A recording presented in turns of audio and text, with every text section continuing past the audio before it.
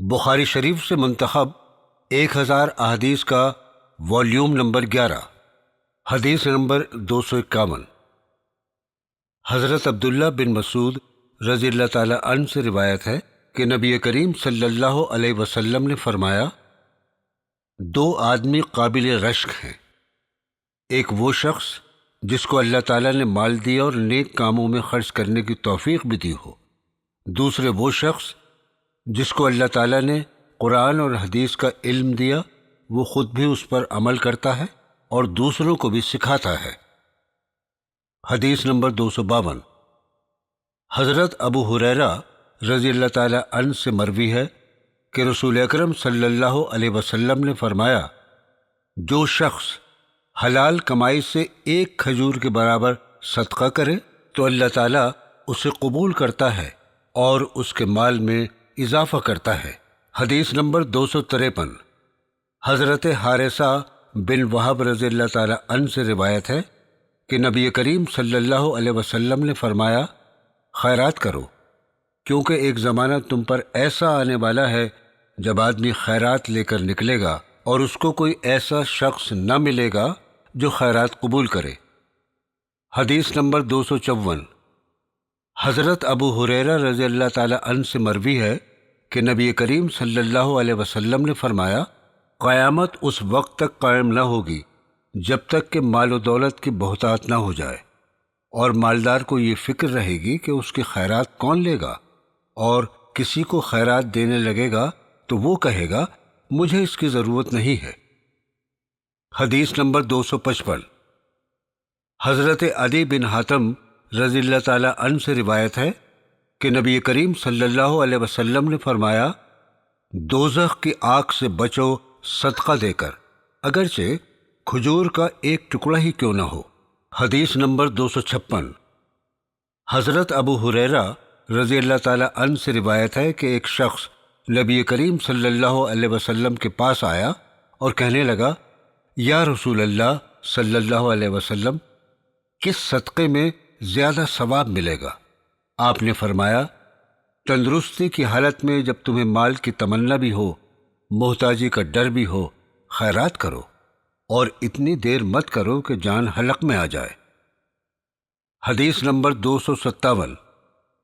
حضرت عائشہ رضی اللہ تعالی عنہا سے روایت ہے کہ نبی کریم صلی اللہ علیہ وسلم کی پاک بیویوں نے آپ سے پوچھا، ہم میں سے سب سے پہلے آپ سے کون ملے گی؟ آپ صلی اللہ علیہ وسلم نے فرمایا، جس کے ہاتھ زیادہ لمبے ہیں۔ تو حضرت سودا رضی اللہ تعالی عنہا کے ہاتھ سب سے زیادہ لمبے نکلے۔ بعد میں ہمیں معلوم ہوا کہ ہاتھ کی لمبائی سے خیرات کرنا مراد تھا، اور حضرت زینب رضی اللہ تعالی عنہا سب سے پہلے آپ سے ملی کیونکہ خیرات کرنا ان کو بہت پسند تھا۔ حدیث نمبر 258۔ حضرت ابو ہریرہ رضی اللہ تعالی عنہ سے روایت ہے کہ نبی کریم صلی اللہ علیہ وسلم نے فرمایا، 7 شخصوں کو اللہ تعالیٰ اس دن عرش کے سائے میں رکھے گا جس دن اس کے سائے کے سوا اور کوئی سایہ نہ ہوگا۔ 1، انصاف کرنے والا بادشاہ۔ 2، وہ نوجوان جو اللہ تعالیٰ کی عبادت میں پھلا پھولا ہو۔ 3، وہ شخص جس کا دل مسجدوں میں لگا رہا ہو۔ 4، وہ 2 آدمی جنہوں نے اللہ تعالیٰ کے لیے محبت رکھی پھر اس پر قائم رہے اور محبت پر ہی جدا ہوئے۔ 5، وہ شخص جس کو ایک اعلیٰ خاندان والی خوبصورت عورت نے برے کام کے لیے بلایا، وہ کہنے لگا میں اللہ تعالیٰ سے ڈرتا ہوں۔ 6، وہ شخص جس نے دائیں ہاتھ سے ایسا چھپا کر صدقہ دیا کہ بائیں ہاتھ کو اس کی خبر بھی نہ ہو۔ 7، جس نے تنہائی میں اللہ تعالیٰ کو یاد کیا تو اس کے آنسو بہہ نکلے ہوں۔ حدیث نمبر 259۔ حضرت عائشہ رضی اللہ تعالی عنہا سے روایت ہے کہ نبی کریم صلی اللہ علیہ وسلم نے فرمایا، جب کوئی عورت اپنے گھر کے کھانے میں سے کچھ خیرات کرے، شرط یہ ہے کہ گھر بگڑنے کی نیت نہ ہو، تو اس عورت کو بھی خیرات کرنے کا ثواب ملے گا، جیسے شوہر کے مال کمانے کی وجہ سے ثواب ملتا ہے، اور خزانچی کو بھی اتنا ہی ثواب ملتا ہے اور کسی کا ثواب دوسرے کے ثواب کو کم نہیں کرتا۔ حدیث نمبر 260۔ حضرت ابو ہریرہ رضی اللہ تعالی عنہ سے روایت ہے کہ نبی کریم صلی اللہ علیہ وسلم نے فرمایا، عمدہ خیرات وہی ہے جس کے دینے کے بعد آدمی مالدار رہے، اور پہلے ان لوگوں سے شروع کرو جو تمہاری ذمہ داری اور ماتحتی میں ہیں۔ حدیث نمبر 261۔ حضرت ابن عمر رضی اللہ تعالی عنہ سے مروی ہے کہ نبی کریم صلی اللہ علیہ وسلم نے منبر پر خطبے کے وقت صدقہ دینے، سوال کرنے اور نہ کرنے کا ذکر کرتے ہوئے فرمایا، اوپر والا ہاتھ نیچے والے ہاتھ سے بہتر ہے، کیونکہ اوپر والا ہاتھ خرچ کرنے والا اور نیچے والا ہاتھ مانگنے والا ہے۔ حدیث نمبر 262۔ حضرت عقبہ بن عارث رضی اللہ تعالی عنہ سے روایت ہے، نبی کریم صلی اللہ علیہ وسلم نے عصر کی نماز پڑھائی، پھر جلدی سے گھر تشریف لے گئے۔ تھوڑی دیر بعد باہر نکلے، میں نے آپ سے اس کا سبب پوچھا۔ آپ صلی اللہ علیہ وسلم نے فرمایا، خیرات کے مال میں سے ایک سونے کا ٹکڑا گھر پر میں چھوڑ آیا تھا، مجھے برا معلوم ہوا کہ وہ رات کو میرے پاس رہے، میں نے اس کو بانٹ دیا۔ حدیث نمبر 263۔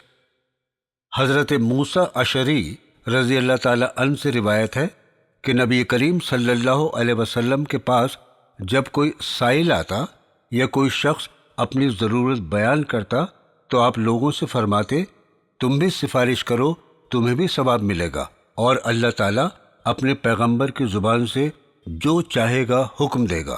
حدیث نمبر 264۔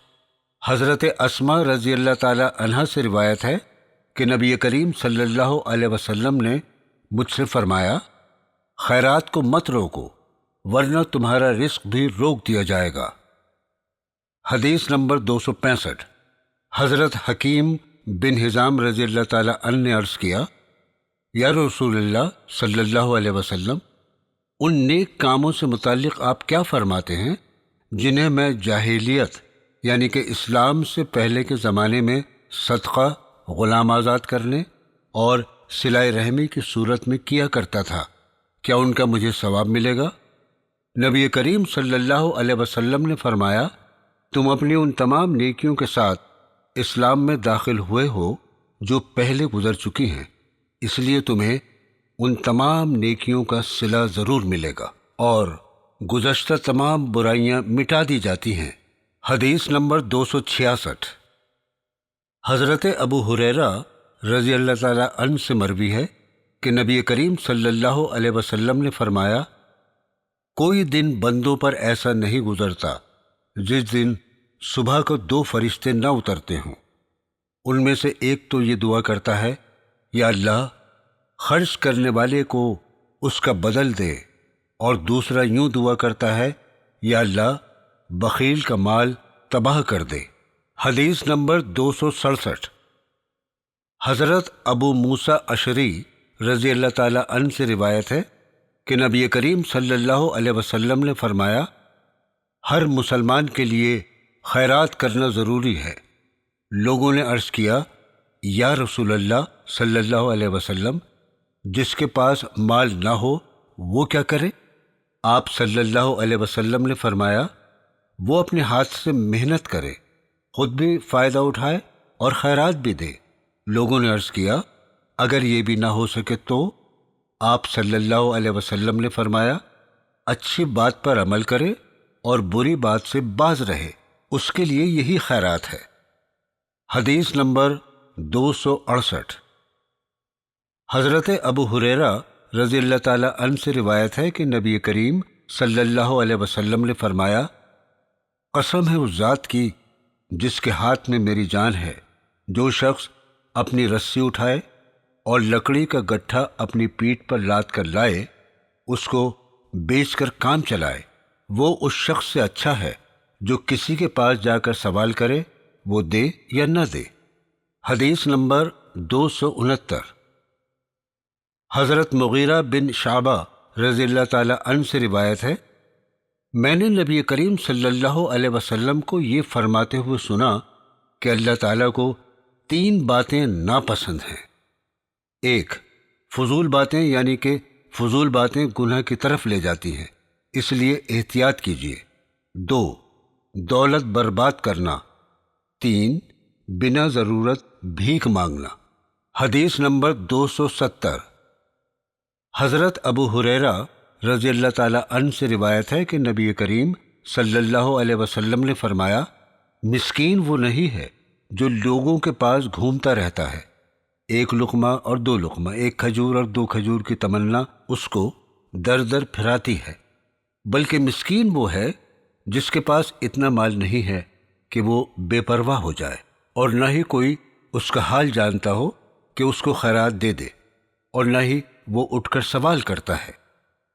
حدیث نمبر 271، حضرت ابو سعید رضی اللہ تعالی عنہ سے روایت ہے کہ نبی کریم صلی اللہ علیہ وسلم نے فرمایا، 5 وسق یعنی 725 کلو گرام کھجور پر زکوٰۃ ضروری نہیں ہے، اور 5 سے کم اونٹوں پر بھی زکوٰۃ ضروری نہیں، اور 5 چوقیہ یعنی 52.5 تولہ چاندی پر زکوٰۃ نہیں ہے۔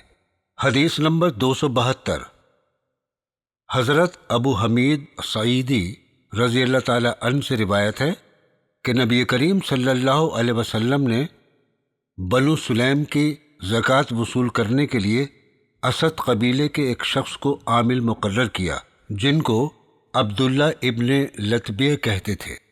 جب وہ واپس آئے تو آپ نے ان سے حساب لیا۔ حدیث نمبر 273، حضرت عبداللہ ابن عمر رضی اللہ تعالی عنہ سے روایت ہے کہ رسول اکرم صلی اللہ علیہ وسلم نے فطر کا صدقہ کھجور یا جو کا 1 صاع یعنی 2.5 کلو فرض کیا۔